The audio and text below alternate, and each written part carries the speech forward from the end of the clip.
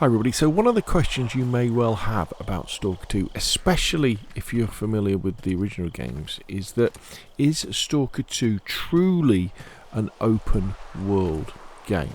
With the original Stalker games, I mean they came out back in 2007, 2008 and 2009, they were open world, but what would happen is you would travel from one large area and you would get to the edge of it, and then you would take a fast travel point to the next area.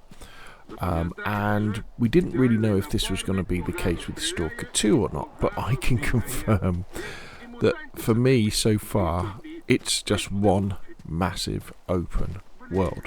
So if you're familiar with the original games, this village area will be pretty familiar. You'll be like, oh wow. But obviously it looks way better because it's on the new Unreal Engine 5 in the new engine. And it looks very, very special indeed. So this is the opening village of Cordon, which is where you start in the original Shadow of Chernobyl game. And it appears, I think it appears in all the other games as well. But anyway, it's a very, very special place. And to get here, what I had to do was, let's zoom out a little bit so you can kind of see. So when you start off the game, you start off in what's called the lesser zone here, and you'll make your way through and you do various quests and side quests and investigate, and you end up here at Zalicia. And then from Zalicia, if you're kind of following the story, you kind of head north into Garbage, which is familiar from the other games as well. And then I thought, well, I'll head west. And then I had it in the back of my mind thinking, I wouldn't mind knowing if Cordon is around, because they do mention it, some of the NPCs. So I just went around looking at the map, thinking, right, because I kind of know what Cordon looks like. I know what quite a few of the areas look like in Stalker 2. In Stalker, because you use a PDA just like this in Stalker, Shadow of Chernobyl, Clear Sky and Call of Pripyat.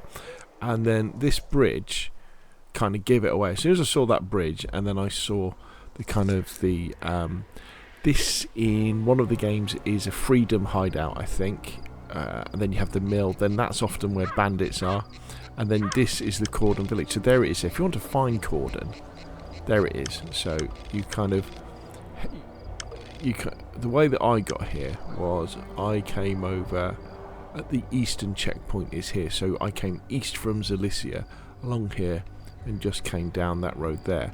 But I guess you could probably,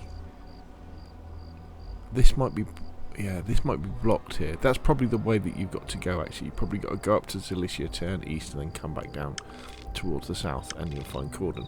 But what this shows you is that in this entire journey, from kind of here, all the way up through Zalicia, up north into Garbage, west, south past the chemical plant, and then I came back into the lesser zone over, there's a pontoon bridge here, came back through then I went up to the poppy fields to complete a quest there, came back to Zalicia to see people to collect my rewards, came through here, through the eastern checkpoint, and then south, and ended up at Cordon. And it has been a nice little adventure. I've been fighting mutants, and I've been fighting bandits, and finding stuff all the way along the way, and here I am at Cordon. So yes, this is an open world game. This map is absolutely massive. Now, I don't know whether at some point, we're going to have some sort of loading screen.